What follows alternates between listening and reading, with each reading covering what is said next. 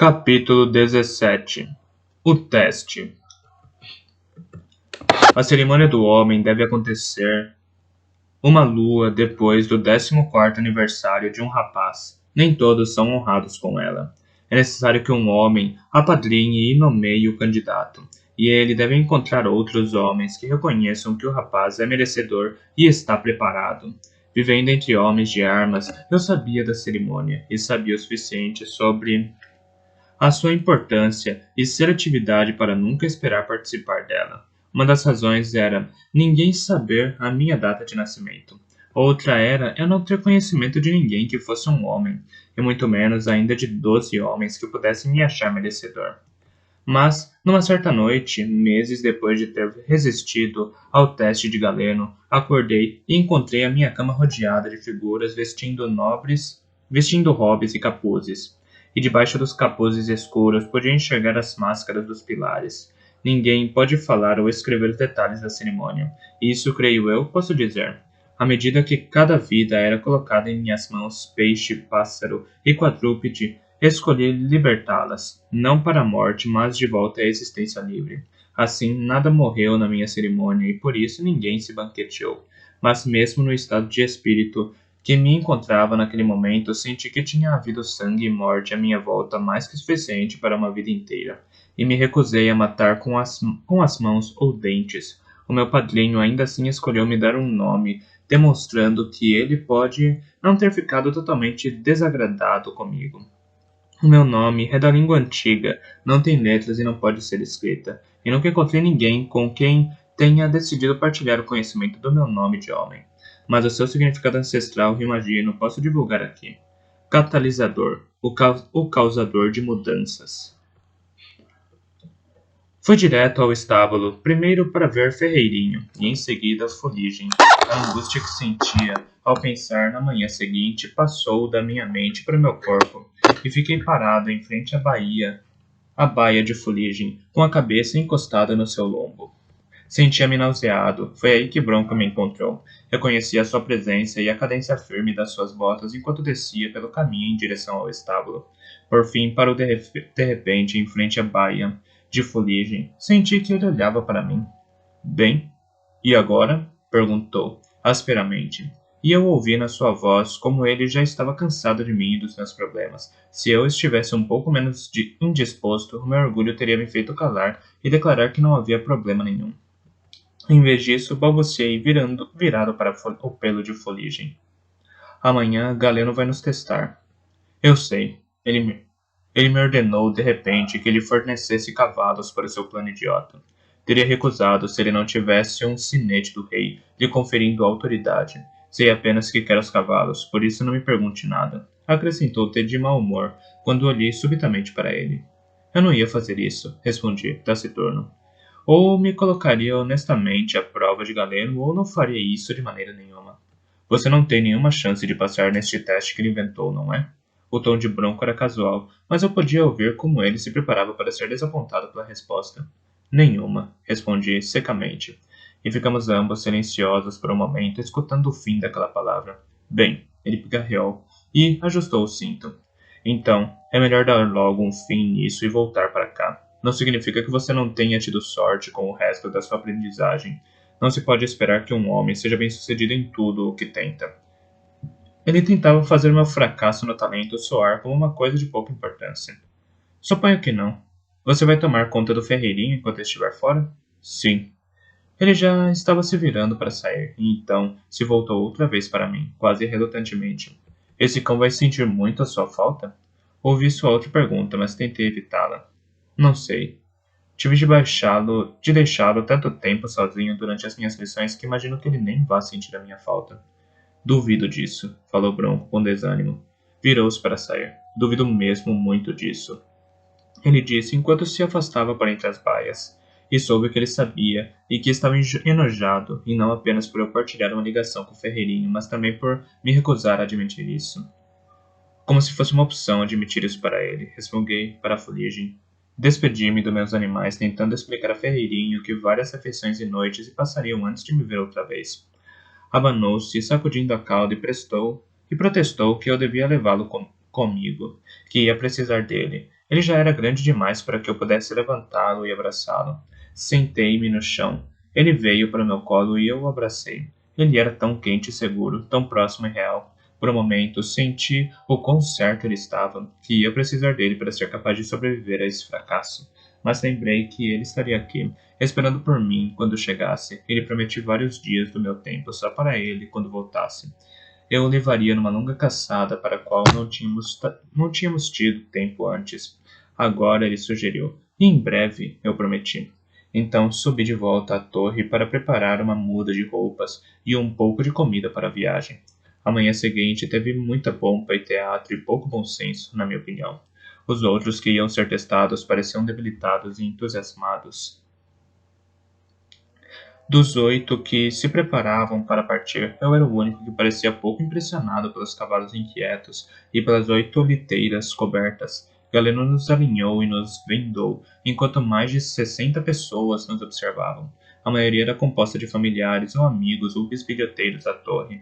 Galeno fez um breve discurso, aparentemente para nós, mas nos dizendo o que já sabíamos, que seríamos levados para locais diferentes e lá deixados, e que teríamos de trabalhar em conjunto, usando o talento, para que fizéssemos os nossos caminhos de volta à torre. Que se conseguíssemos, nós nos tornaríamos um círculo, serviríamos magnificamente ao nosso rei e seríamos essenciais na derrota dos salteadores nos navios vermelhos. Essa última parte impressionou os espectadores, pois ouvi murmúrios enquanto era escoltado à liteira e ajudado a entrar. Seguiram-se num um dia e meio terríveis. A liteira balançava e sem ar fresco no rosto e nenhuma paisagem para me distrair.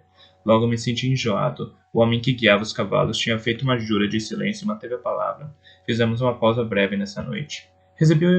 Recebi uma parca refeição, pão, queijo e água. Então fui transportado outra vez e os solavancos e sacudidelas recomeçaram. Por volta do meio-dia do dia seguinte, a liteira ficou imóvel. Fui assistido para descer da liteira. Nenhuma palavra foi dita para mim, e fiquei em pé, rígido, com a cabeça latejando, e os olhos vendados, debaixo de um vento forte.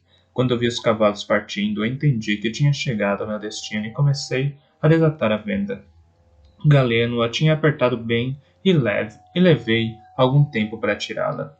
Estava na encosta de uma torre coberta de mato. O meu acompanhante já ia longe por uma estrada que serpenteava para lá, da base do monte, movendo-se rapidamente. O mato batia nos meus joelhos, ressecado pelo inverno, mas verde na base. Podia ver outros montes verdejantes com pedras salientes nas laterais e faixas de árvores que se refugiavam nos sopés. Encolhi os ombros e olhei em volta, tentando me localizar. Era uma região acidentada, mas eu conseguia sentir o cheiro do mar e uma maré baixa em algum lugar a leste. Tinha a sensação inquietante de que aquela região me era familiar. Não que tivesse estado naquele exato lugar antes, mas que a aparência geral daquela área de alguma forma me dizia algo. Olhei em volta e para o oeste vi a sentinela. Não tinha como confundir o dente duplo bem no topo. Tinha copiado um mapa para pôr na carriça havia menos de um ano, e o criador tinha escolhido o pico característico da sentinela como motivo para a margem ornamentada. Portanto, o mar ali, a sentinela colar, e, com um súbito aperto no estômago, soube onde estava, nas imediações de Forja. Dei por mim rodopiando rapidamente, observando a encosta do monte, os bosques e a estrada. Não havia quaisquer sinais de indivíduos. Sondei em volta, quase freneticamente, mas achei apenas pássaros, pequenos mamíferos e um cervo que levantou a cabeça e farejou o ar, tentando perceber o que eu era. Por um momento, senti-me reconfortado, até me lembrar que os forjadores que eu tinha encontrado antes não eram detectados pelo meu sentido especial. Desci o monte até onde várias rochas se salientavam da encosta e sentei-me ao abrigo delas. Não que o vento fosse frio, pois o dia prometia logo a primavera, mas queria ter algo firme para apoiar minhas costas e sentir que eu não era um alvo tão óbvio quanto seria no topo do monte. Tentei pensar friamente no que fazer em seguida. Galeno tinha sugerido que ficássemos quietos no lugar onde fôssemos deixados, meditando e mantendo os sentidos abertos. Em algum lugar nos próximos 2 dias ele deveria tentar me contactar. Nada tira mais o ânimo de um homem do que ter a expectativa de falhar. Não acreditava muito que ele realmente fosse tentar me contactar. e muito menos que eu fosse receber alguma impressão clara, caso ele fizesse isso, nem tinha certeza de que o local que ele havia escolhido para eu ser deixado fosse seguro. Sem pensar muito mais do que isso, eu me levantei, sondando mais uma vez a área à procura de alguém que pudesse estar me observando, e então comecei a andar rumo ao cheiro do mar. Se eu estivesse onde suponha, seria capaz de ver da costa a ilha da Armação, e num dia claro a ilha do Linho. Uma dessas seria suficiente para me dizer o quão longe de Forja eu estava. Enquanto andava, dizia a mim mesmo que apenas queria ver o quão longa seria minha caminhada de volta à Torre do Cervo. Apenas um tolo imaginaria que os forjados ainda representavam algum tipo de problema. O inverno, com certeza, tinha acabado com eles, ou os tinha deixado muito esfomeados e enfraquecidos para ameaçarem quem quer que fosse. Eu não dava nenhuma credibilidade aos relatos que as pessoas faziam deles, de que se juntavam em grupos de degoladores e ladrões. Não estava assustado, queria apenas ver onde eu estava. Se Galeno quisesse me contactar de verdade, o lugar onde eu estava não deveria ser um impedimento. Ele tinha nos assegurado inúmeras vezes de que era a pessoa que ele sondava e não o lugar. Da mesma forma que ele podia me encontrar na praia, podia no topo do monte.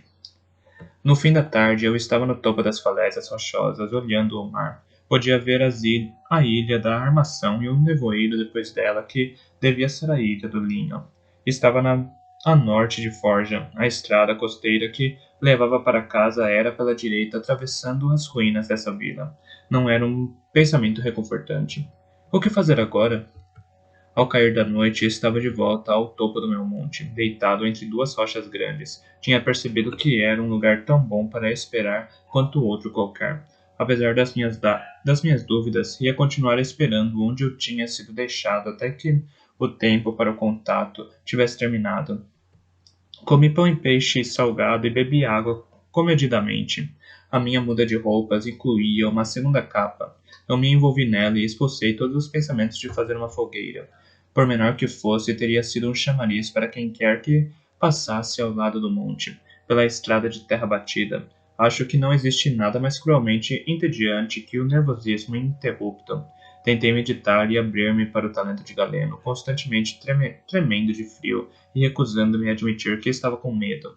A criança em mim continuava a imaginar figuras sombrias e esfarrapadas rastejando silenciosamente pelo monte acima e em volta de mim. Gente forjada que me espancaria e mataria para obter a capa que eu usava e a comida que eu trazia na bolsa.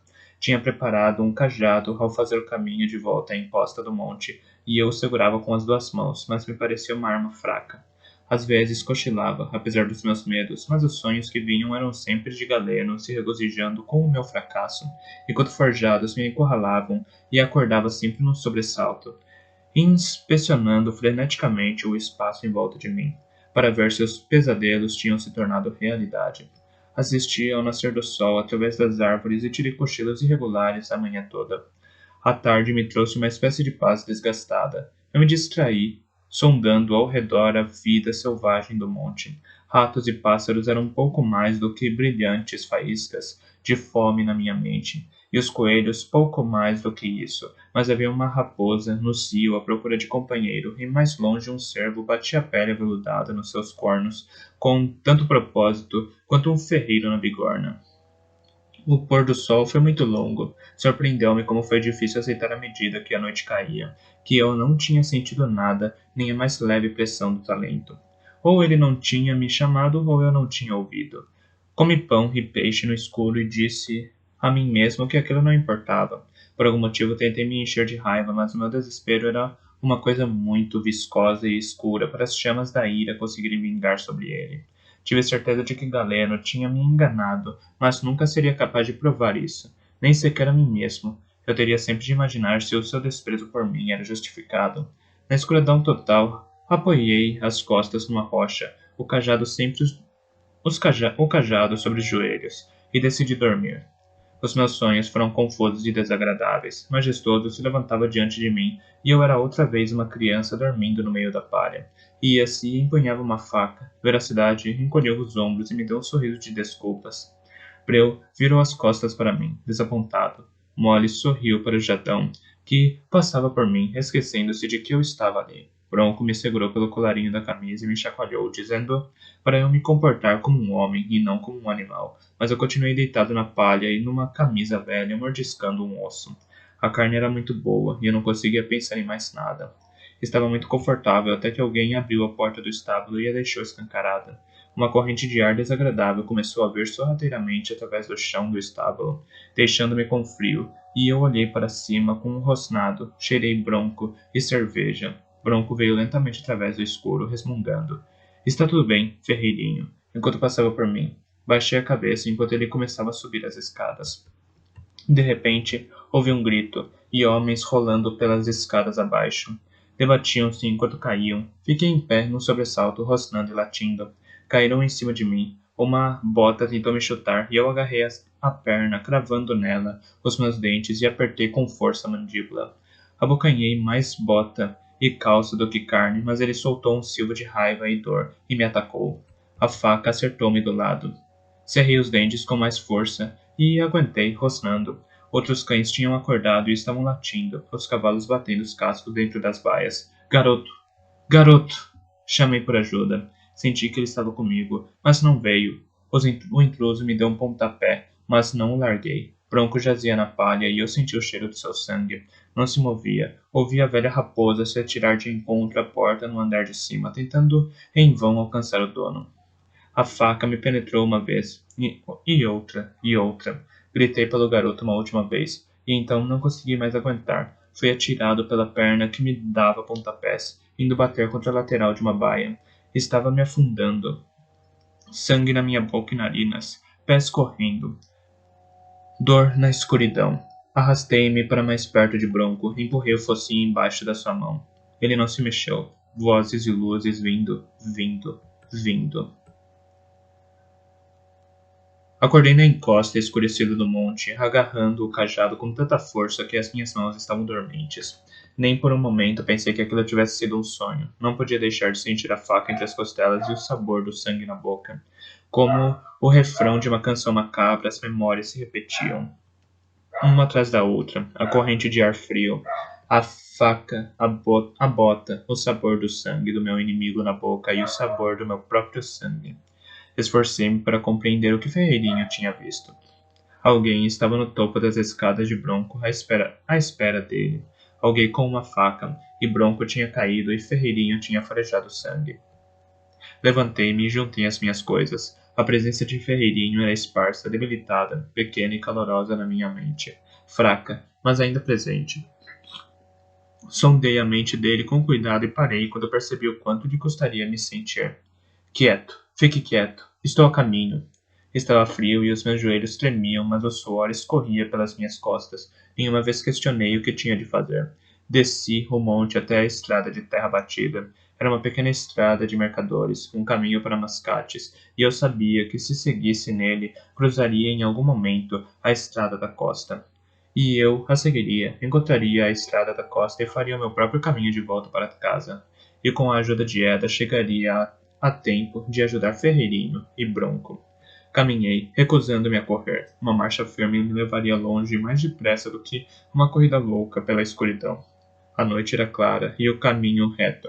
Considerei por uma vez o fato de que estava acabando para sempre com qualquer oportunidade de provar que conseguia usar o talento. Tudo que tinha dedicado a ele, tempo, esforço, dor, tudo desperdiçado. Mas teria sido impossível ficar sentado e esperar outro dia para que Galeno tentasse me alcançar. Para abrir a minha mente a um possível toque do talento de Galeno, teria de limpá-la do laço tênue que mantinha com o Ferreirinho. E isso eu não estava disposto a fazer. Quando punha tudo na balança, o talento tinha muito menos peso que Ferreirinho ou Bronco. Por que Bronco? Comecei a pensar. Quem o odiaria tanto a ponto de armar uma emboscada para ele, e bem na ponta dos seus próprios aposentos, tão claramente como se eu me reportasse a Abreu? Comecei a juntar os fatos. Alguém que eu conhecia suficientemente bem para saber onde vivia.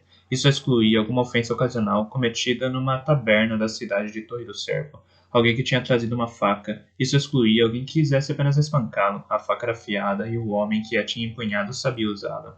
Estremeci outra vez com a recordação. Eram esses os fatos. Cautelosamente comecei a construir hipóteses sobre eles. Alguém que conhecia os hábitos de Bronco e que tinha uma séria necessidade de vingança contra ele.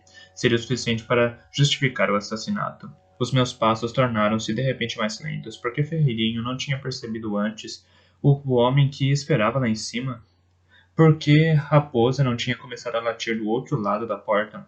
Passar desapercebido por cães no próprio território indicava alguém com prática de infiltração. Galeno. Não. Eu apenas queria que fosse Galeno. Recusei-me a ir direto para essa conclusão. Fisicamente, Galeno não podia se equiparar a Bronco, e eu sabia, e ele sabia bem disso.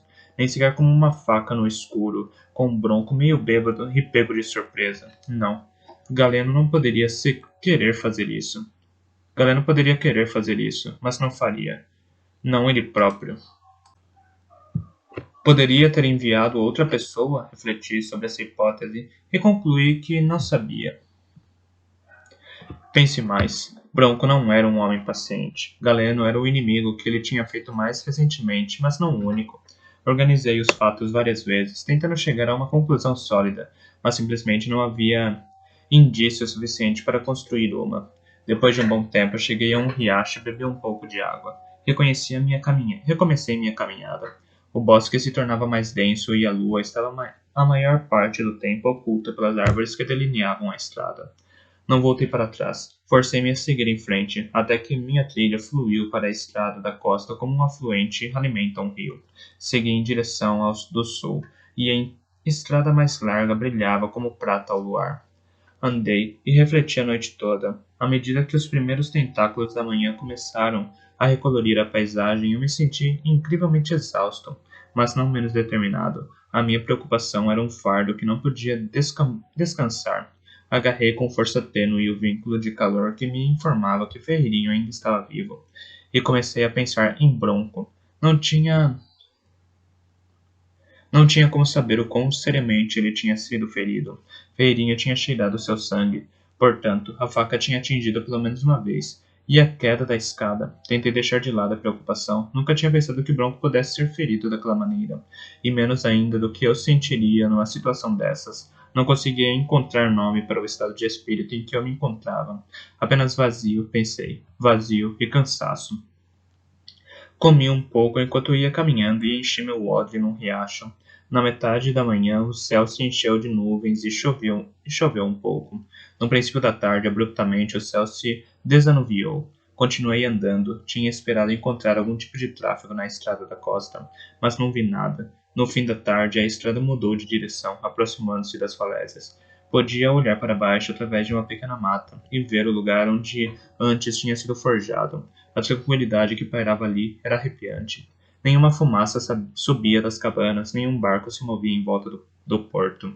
Sabia que a estrada me levaria exatamente a atravessar aquele lugar. Não era uma ideia que me agradava, mas o vínculo caloroso da vida de Ferreirinho que me excitava a continuar. Ergui a cabeça ao ouvir o som arrastado de passos sobre a pedra. Apenas os reflexos adquiridos durante meu longo treino com Hold me salvaram. Virei-me com o cajado de prontidão e varri o ar em torno de mim num círculo defensivo que acertou a mandíbula de um deles. Os outros recuaram, outros 3, todos forjados, vazios como pedra. O que eu tinha golpeado estava se mexendo e gritando no chão. Ninguém deu atenção a ele, com exceção de mim. Dei outro golpe rápido nas costas dele. Gritou mais alto e se contorceu de dor. Mesmo naquela situação, a minha atitude me surpreendeu. Sabia que era sensato assegurar que um inimigo incapacitado se mantivesse incapacitado. Mas também sabia que nunca teria dado pontapés em um cão de forma como dei naquele homem. Mas lutar contra esses forjados era como lutar contra fantasmas. Não sentia a presença de nenhum deles. Não tinha nenhuma percepção da dor que causava o homem, nenhum eco da sua raiva ou medo. Era como bater uma porta com força, violência sem vítima, enquanto atacava outra vez para ter certeza de que ele não tentaria me agarrar enquanto eu saltava sobre ele rumo a um espaço livre na estrada. Fiz o cajado dançar ao meu redor, mantendo os outros à distância. Eles estavam vestidos com trapos e malnutridos, mas ainda assim pensei que seriam capazes de me alcançar se eu tentasse fugir. Já estava cansado e eles eram como lobos esfomeados. Iriam me perseguir até que eu fosse vencido pela fadiga. Um deles chegou perto demais e eu dei um golpe rápido no pulso dele. A faca de peixe enferrujada caiu de sua mão, e ele a encostou no peito, urrando, Como da vez anterior, os outros dois não prestaram nenhuma atenção no homem contundido. Recuei. O que querem? Perguntei. O que você tem? Disse um deles. A voz era rouca e hesitante, como se não tivesse sido usada durante muito tempo, e as palavras não tinham nenhuma entonação. Moveu-se lentamente em torno de mim, num círculo amplo que me deixou girando, homens mortos falando, pensei comigo mesmo, e não pude impedir o pensamento de ecoar pela minha mente. Nada, arfei, manuseando o cajado para impedi-los de se aproximarem mais. Não tenho nada para vocês, não tenho dinheiro, não tenho comida, nada. Perdi tudo o que tinha na estrada. Nada, ouvi o outro dizer, e pela primeira vez percebi que tinha sido uma mulher.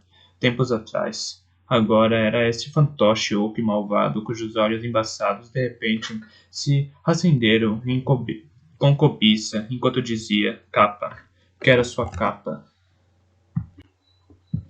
Ela parecia satisfeita por ter formulado esse pensamento, e isso a deixou suficientemente descuidada para me dar a oportunidade de desferir um golpe no seu queixo.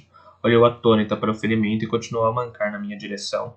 Capa, ecoou o outro. Por um momento eles se entreolharam, percebendo estupidamente a sua rivalidade.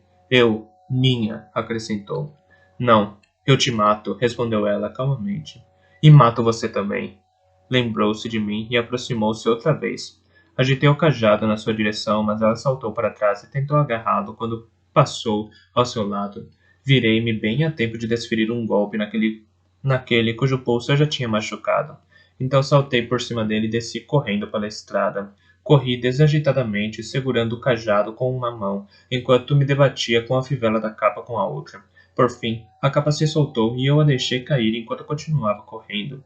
Uma impressão de que as minhas pernas eram feitas de borracha me avisou que essa era a minha última cartada. Mas alguns momentos depois eles devem ter chegado até a capa, pois ouvi gritos raivosos e urros enquanto lutavam entre si por ela. Rezei para que aquilo fosse suficiente para ocupar todos os quatro e continuei correndo. Cheguei a uma curva na estrada não muito acentuada, mas suficiente para me tirar da linha de visão deles. Ainda assim, continuei a correr e depois a caminhar apressadamente quando podia, antes de ousar olhar para trás. A entrada reluzia, ampla e vazia, atrás de mim. Eu me esforcei para continuar em frente, e quando vi um lugar apropriado, abandonei a estrada. Encontrei um denso grupo de arbustos e forcei caminho pelo meio deles, tremendo e exausto.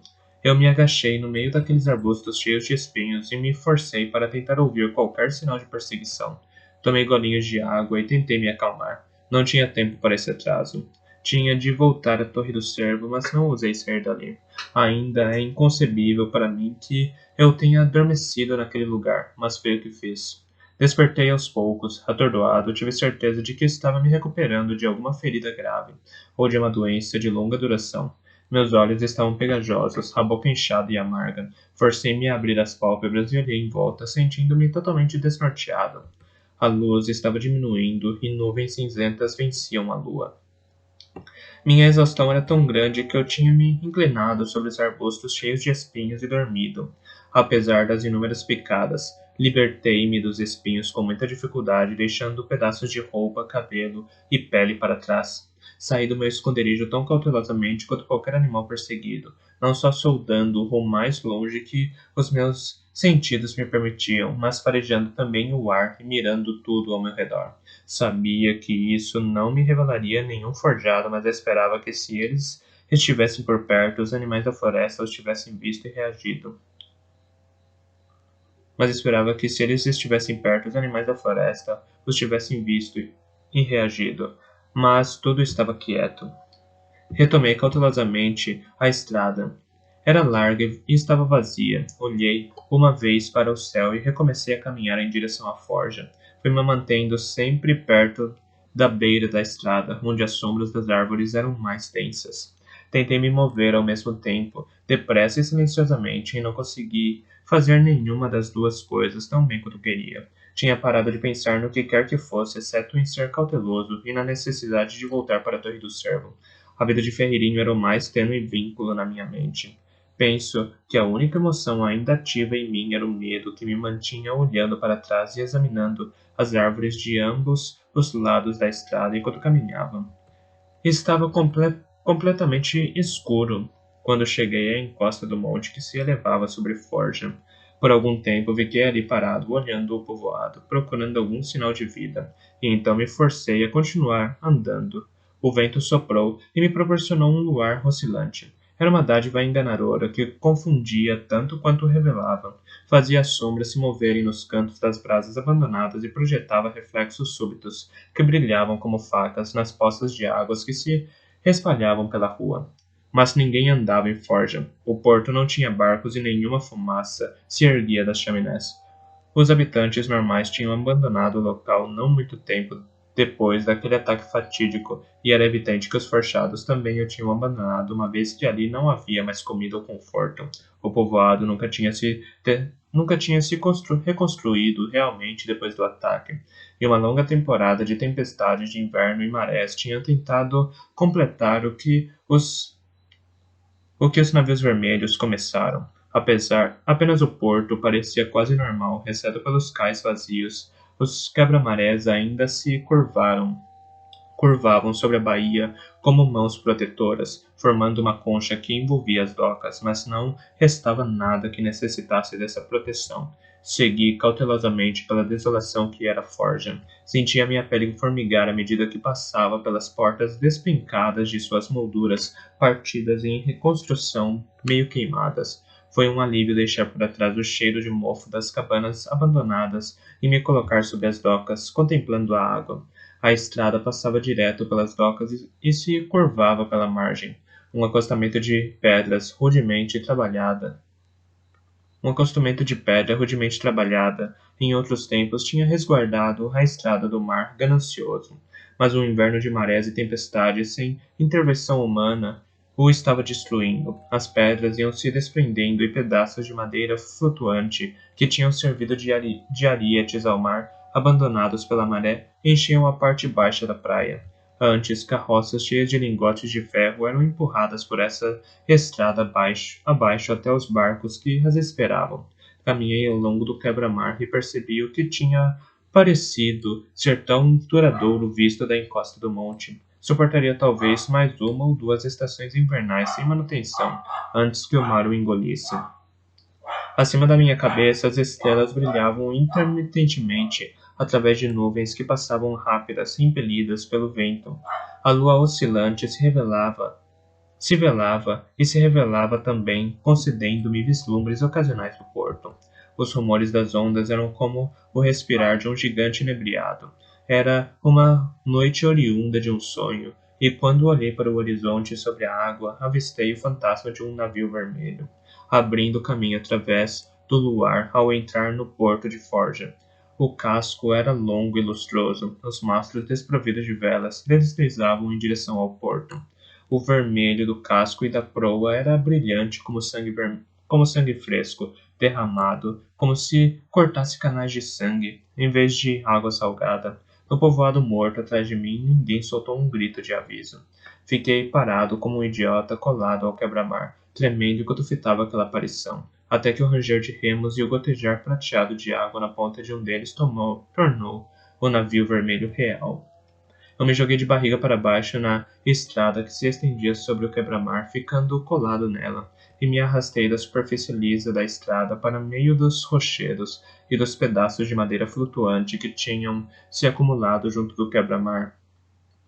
O terror não me permitia respirar. Todo meu sangue se acumulava na cabeça, fazendo-a latejar, e não havia ar nos meus pulmões. Tive de enfiar a cabeça entre os braços e fechar os olhos para recuperar o autocontrole. Naquele instante, os pequenos sons que mesmo uma embarcação furtiva tem de fazer chegaram até mim, suaves, mas distintos através da água. Um homem pigarreou, um remo chacoalhou na toleteira. Algo pesado bateu ao convés. Esperei por um grito ou comando que revelasse que eu tinha sido visto, mas não aconteceu nada.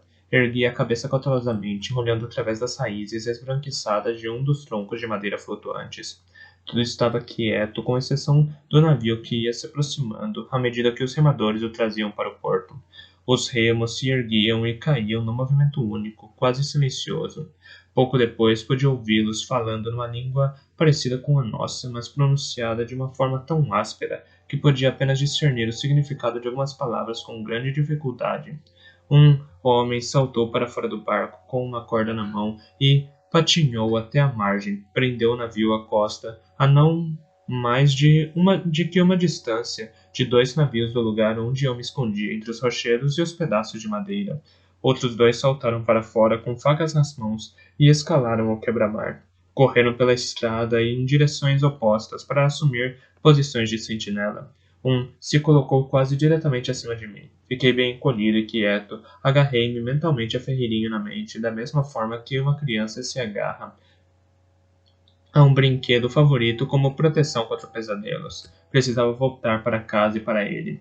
Portanto, não podia ser descoberto. O conhecimento de que eu tinha de fazer a primeira dessas coisas, de alguma maneira, fazia a segunda parecer mais possível. Os homens saíram apressadamente do navio. Tudo neles indicava familiaridade. Não conseguia compreender por que eles tinham aportado aqui até que os vi descarregar tonéis de água vazios. Os tonéis eram transportados ocos, rolando pela estrada sobre o quebra-mar, e lembrei-me do poço pelo qual tinha passado antes. A parte da minha mente que pertencia a Abreu notou quão bem conheciam Forja, para aportar quase exatamente em frente àquele poço. Não era a primeira vez que esse navio tinha parado aqui para se abastecer de água. Envenene o poço antes de partir sugeriu para mim aquele pedacinho da minha cabeça, mas eu não tinha as provisões necessárias para nada do gênero, nem coragem para fazer o que quer que fosse, a não ser me manter escondido. Os outros tripulantes emergiram e começaram a nadar, esticando as pernas. Houve uma discussão entre uma mulher e um homem. Este desejava permissão para acender uma fogueira com um pouco de madeira flutuante encostada nos quebra-mares e assar carne. Ela proibiu, dizendo que não estavam suficientemente longe ainda e que o fogo seria visível demais. Compreendi que tinham executado um ataque recentemente para ter carne fresca, e não muito longe daqui. Ela lhe deu permissão para outra coisa que não conseguia entender muito bem, até que os vi descarregar 2 barris cheios. Outro homem veio à costa com uma peça inteira de presunto no ombro e a jogou sobre um dos tonéis colocados em pé. Desembainhou uma faca e começou a cortar pedaços de presunto, enquanto um dos seus companheiros abriu outro barril. Iam ficar por um tempo e se decidissem fazer uma fogueira ou se ficassem até o amanhecer, a sombra do meu tronco de madeira não me serviria de esconderijo. Tinha de sair dali depressa, através de ninhos de pulga do mar e montes disformes de algas por baixo e entre troncos e pedras. Fui-me arrastando através da areia e do saibro. Juro que todas as raízes pontudas se agarraram em mim e que todas as placas soltas de pedra bloquearam meu caminho. A maré tinha mudado, as ondas batiam barulhentas contra as rochas e a espuma de água salgada era carregada pelo vento. Logo fiquei ensopado. Tentei sincronizar os movimentos com o bater das ondas para esconder os meus pequenos sons nos seus. As pedras estavam cheias de cracas, e a areia entrava nos cortes que elas faziam em minhas mãos e joelhos. O cajado tinha se tornado um fardo incrível, mas me recusava a abandonar a minha única arma. Muito depois de já não poder ver ou ouvir os salteadores, continuava sem ousar me levantar, rastejando e me movendo de uma pedra a um pedaço de madeira. Por fim, aventurei-me a subir até a estrada e continuei rastejando sobre ela. Quando alcancei a sombra de um armazém em ruínas, eu me levantei, abraçado à parede, e perscrutei a escuridão ao meu redor. Tudo estava silencioso. Ousei dar 2 passos rumo à estrada, mas mesmo ali não podia ver nem o braço, nem o barco, nem as sentinelas. Talvez isso quisesse dizer que eles também não podiam me ver. Respirei fundo para me acalmar. Sondei em busca de ferreirinho da mesma forma que alguns homens apalpam os bolsos para ter certeza de que as suas moedas estão seguras. Encontrei-o, fraco e quieto, razoavelmente como uma poça silenciosa. Estou a caminho, sussurrei, com medo de agitá-lo, e me coloquei outra vez na estrada. O vento era impiedoso e as minhas roupas molhadas de água salgada colavam-se no meu corpo e esfolavam a minha pele. Estava esfomeado, com frio e cansado. Meus sapatos úmidos estavam em petição de miséria, mas não me passava pela cabeça parar. Corri como um lobo, os olhos continuamente mudando de foco, os ouvidos em estado de alerta para qualquer som. Num momento, a estrada estava vazia e escura atrás de mim. No momento seguinte, a escuridão tinha se transformado em homens. 2 diante de mim e, quando me virei, um atrás. O bater das ondas tinha acobertado o som de seus passos, e a lua esquiva não tinham me oferecido mais do que vislumbres deles enquanto fechavam o cerco à minha volta. Coloquei as costas contra a parede sólida de um armazém. Coloquei meu cajado em posição de ataque e esperei. Observei-os vir silenciosos e furtivos. Aquela atitude me intrigou. Por que razão não haviam gritado pelos outros? Por que razão a tripulação toda do navio não tinha vindo observar a minha captura? Mas esses homens observavam tanto uns aos outros como me observavam. Não caçavam como um bando, mas cada um esperava que os outros morressem na tentativa de me matar e deixassem os restos para eles. Não eram salteadores, eram forjados. Uma frieza terrível irrompeu em mim. O menor ruído de uma briga traria os salteadores, disso eu estava seguro. Portanto, se os forjados não acabassem comigo, os salteadores dariam um jeito nisso. Mas enquanto todos os caminhos levavam à morte certa, não há qualquer razão para desatar a correr por qualquer um deles. Resolvi tratar dos problemas à medida que viessem. À medida que viessem, eram 3. Um tinha uma faca, mas eu tinha um cajado e treino no seu uso. Eram magros, esfarrapados, pelo menos tão esfomeados quanto eu, e igualmente congelados. Penso, era a mulher da noite anterior. À medida que se aproximavam de mim, muito silenciosos, suspeitei que estivessem cientes da presença dos salteadores e que estes os atemorizassem tanto quanto a mim. Não era bom considerar o desespero que os incitaria a me atacar nessas condições. Mas no meu fôlego seguinte, lembrei que os forjados provavelmente não sentiam nem desespero, nem nenhuma outra coisa. Talvez estivessem entorpecidos demais para perceberem o perigo. Todo o conhecimento secreto e misericordioso que Breu tinha me transmitido, e todas as estratégias brutais e elegantes para lutar com 2 ou mais oponentes que Hold foram levados pelo vento. Pois, quando os 2 primeiros entraram na minha zona de alcance, senti o pequeno calor de Ferreirinho escapar da minha mão. Ferreirinho, sussurrei, em um pedido desesperado para que, de alguma forma, continuasse comigo. Vislumbrei a ponta de uma cauda se mexendo num derradeiro esforço para abanar. Então o fio se rompeu e a centelha se apagou. Eu estava sozinho. Uma torrente negra de força tomou conta de mim como um ataque de loucura. Saltei para frente num golpe profundo, enfiei a ponta do cajado no rosto do homem. Puxei-o rapidamente de volta e aproveitei o embalo para lançá-lo com força através da mandíbula da mulher. O golpe foi tão forte que a simples madeira foi suficiente para esmigalhar a parte inferior do rosto dela. Golpeei outra vez enquanto caía. E foi como bater com um bastão em um tubarão capturado nas redes de pesca. O terceiro veio para cima de mim, pensando, suponho, que estava perto demais para que eu pudesse utilizar o cajado com eficiência. Não me importei, larguei o cajado e o agarrei. Era ossudo e fedia. Empurrei-o até cairmos nós dois. Ele de costa e o hálito que expeliu na minha cara tinha um cheiro de carne em putrefação. Rasguei-o com os dedos e os dentes, tão inumano quanto ele. Eles tinham me impedido de estar com Ferreirinho enquanto ele morria. Não me importava com o que fosse fazer nele, desde que o machucasse. Ele revidou, arrastei a cara dele no longo das pedras da calçada, empurrei o meu polegar para dentro de um dos seus olhos. Ele cravou os dentes no meu pulso e arranhou a minha bochecha com unhas, deixando-a ensanguentada. Enquanto por fim ele parou de lutar contra o aperto estrangulador das minhas mãos, arrastei-o até quebra-mar e atirei o seu corpo para os rochedos. Fiquei parado em pé, arfando com os punhos ainda cerrados. Olhei furiosamente na direção dos salteadores, desafiando-os a virem, mas a noite era calma. Apesar das ondas, do vento e do suave gargarejar da mulher enquanto morria, ou os salteadores não tinham ouvido nada, ou estavam muito preocupados em passar despercebidos, eles próprios para investigar sons na noite. Esperei em vão alguém se dar o trabalho de vir me matar. Não houve nenhum movimento. Um vazio fluiu sobre mim, sobrepondo-se à loucura. Tanta morte numa só noite, e tão pouco significado, exceto para mim. Deixei os outros corpos estraçalhados sobre o quebra-mar que estava prestes a desmoronar, para que as ondas e as gaivotas se desfizessem deles, e eu me afastei. Não tinha sentido nada vindo deles quando os matei, nem medo, nem raiva, nem dor, nem sequer desespero. Tinham sido coisas, e quando recomecei minha longa caminhada de volta à Torre do Servo, não senti nada vir de dentro de mim. Talvez, pensei, o forjamento fosse como uma doença contagiosa que agora tinha me contaminado. Não conseguia forçar em mim nenhuma preocupação com o que quer que fosse. Pouca coisa dessa jornada ficou guardada na minha mente. Fiz o caminho todo andando, com frio, cansado e faminto. Não encontrei mais forjados, e os poucos outros viajantes que vi na estrada não estavam mais ansiosos do que eu para falar com um estranho. Eu pensava apenas em voltar à Torre do Cervo, e em Bronco. Cheguei à Torre do Cervo no segundo dia da festa da primavera. Os guardas no portão tentaram primeiro me olhar. Olhei para eles. É o Fitz, constatou um deles, surpreso. Disseram que você tinha morrido.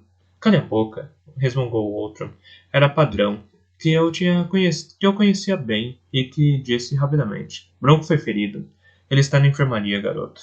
Acendi com a cabeça e passei por eles.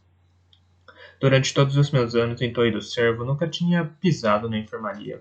Bronco tinha sempre tratado das minhas doenças e de criança e dos meus acidentes, mas sabia onde era. Passei sem ver os grupos de foliões e subitamente me senti como se tivesse 6 anos de idade e chegado pela primeira vez à Torre do Cervo. Tinha me agarrado ao cinto de Bronco, todo aquele longo caminho desde o olho da lua, ele com a perna ferida e com curativos.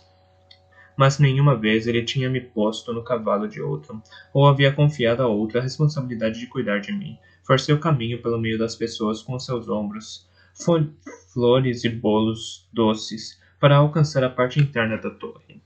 Atrás da caserna ficava um edifício à parte, feito de pedra caiada. Não havia ninguém ali, e entrei, sem que me perguntassem nada, pela antessala, rumo ao quarto. Havia juncos frescos e espalhados pelo chão, e as janelas largas deixavam entrar uma lufada de ar de primeira e luz, mas o quarto ainda dava uma sensação de confinamento e doença. Não era um bom lugar para Bronco. Todas as camas estavam vazias, com exceção de uma. Nenhum soldado ficara na cama durante a festa da primavera, salvo se fosse obrigado a isso. Bronco jazia, de olhos fechados, numa parte do quarto coberta pela luz do sol, sobre uma maca estreita. Nunca o tinha visto tão imóvel. Os cobertores estavam amontoados de lado e o peito dele estava enfaixado com ataduras. Avancei silenciosamente e me sentei no chão, ao lado da cama. Ele estava muito quieto, mas eu podia senti-lo, e as ataduras se moviam com a lenta respiração. Peguei na mão dele. Fitz, ele disse, sem abrir os olhos, e agarrou com força a minha mão. Sim, você está de volta. Está vivo. Estou. Vim imediatamente para cá, o mais depressa que pude. Ah, Bronco, fiquei com medo de que você estivesse morto. Pensei que você estivesse morto. Os outros voltaram há vários dias. Ele inspirou o ar como se os pulmões estivessem em frangalhos. Claro. O bastardo deixou cavalos para todos os outros. Não. Eu lembrei, sem largar sua mão. Eu sou o bastardo, lembra? Desculpe. Abri os olhos. No branco do olho esquerdo, um labirinto de sangue estava desenhado. Tentou sorrir. Eu podia ver que o inchaço no lado esquerdo do rosto ainda estava diminuindo. Bem, formamos uma boa dupla. Você devia pôr um unguento na sua boca. Está inflamando. Está inflamando. Parece uma ferida feita pelas garras de um animal. Forjados. Comecei. Desculpe. Abri os olhos. No branco do olho esquerdo, um labirinto de sangue estava desenhado. Tentou sorrir. Podia ver que o inchaço no lado esquerdo do rosto ainda estava diminuindo. Bem, formamos uma boa dupla. Você devia pôr um unguento na sua bochecha. Está inflamando. Parece uma ferida feita pelas garras de um animal. Forjados. Comecei, mas não consegui explicar mais. Disse apenas suavemente. Ele me deixou a norte de Forja, Bronco. A raiva provocou um espasmo no rosto dele. Ele se recusou a me dizer. A mim e a todos. Até enviei um homem à cidade para pedir ao príncipe que eu forçasse a dizer o que tinha feito com você. Não recebi resposta. Eu devia matá-lo. Deixa pra lá, eu disse. Estou de volta e vivo. Falhei no teste dele, mas o teste não me matou. E, como você tinha dito para mim, há outras coisas na minha vida. Bronco mexeu-se ligeiramente na cama. Pude ver que o movimento não o fez se sentir mais confortável. Bem, ele vai ficar desapontado com isso. Exalou um sopro trêmulo. Fui surpreendido. Alguém com uma faca. Não sei quem. Você está muito mal? Não. Não estou muito bem. Na minha idade. Para um garoto novo como você seria apenas um susto. Ainda assim, ele apenas conseguiu me apunhalar uma vez, mas caí e batia com a cabeça. Fiquei desacordado por 2 dias. E Fitz, o seu cão, uma coisa estúpida e sem sentido. Mas ele matou o seu cão. Eu sei. Ele morreu depressa, disse Bronco, como se aquilo pudesse ser um conforto. Fiquei imóvel ao ouvir a mentira. Ele morreu bem, eu o corrigi. Se não tivesse morrido, você teria sido apunhalada mais vezes. Bronco ficou muito quieto. Você estava lá, não estava? Disse por fim. Não era uma pergunta, e não tinha como compreender mal sentido. Sim. Eu me ouvi dizer simplesmente. Estava lá, com o cão, nessa noite, em vez de tentar usar o talento. Ele levantou a voz, indignado. Bronco, não foi dessa... Ele me... Ele soltou a mão da minha e virou-se para tão longe de mim quanto podia. Me deixe. Bronco, não foi Ferreirinho. Eu simplesmente não tenho talento. Portanto, deixe-me ter o que tenho. Deixe-me ser quem eu sou. Não uso isso de um jeito ruim. Mesmo sem isso, eu sou bom com os animais. Você me fez ser. Se usar isso, posso... Fique longe do meu estábulo. Fique longe de mim. Virou-se outra vez para me encarar. E para minha surpresa, uma lágrima solitária percorria o seu rosto escuro. Você falhou? Não, Fitz, eu falhei. Fui suave demais para expulsar isso de você no primeiro sinal. Eduque o bem, Cavalaria me disse. Foi a última ordem que me deu. E eu falhei com ele. E com você. Se não tivesse te envolvido na manha, Fitz, você teria sido capaz de aprender o talento. Galeno teria sido capaz de te ensinar. Não me admira que ele tenha te enviado para a forja. Fez uma pausa. Bastardo ou não, você teria sido um filho digno de cavalaria, mas jogou tudo por água abaixo. E por quê? Por um cão. Sei bem o que um cão pode ser para um homem, mas não se desperdiça a vida por causa de... Não era apenas um cão, eu interrompi. Ferreirinho. O meu amigo. E não foi apenas por causa dele. Desisti da espera e vim até você, pensando que poderia precisar de mim. Ferreirinho morreu há dias, eu sabia disso. Mas voltei por você, pensando que poderia precisar de mim. Ficou em silêncio por tanto tempo que pensei que não ia voltar a falar comigo. Não precisava, disse numa voz calma. Sei tomar conta de mim mesmo. E numa voz mais dura, você sabe. Sempre fiz isso. E de mim, admiti. Você sempre tomou conta de mim. Caramba. E que bem isso fez para nós dois, disse lentamente. Veja no que você se tornou.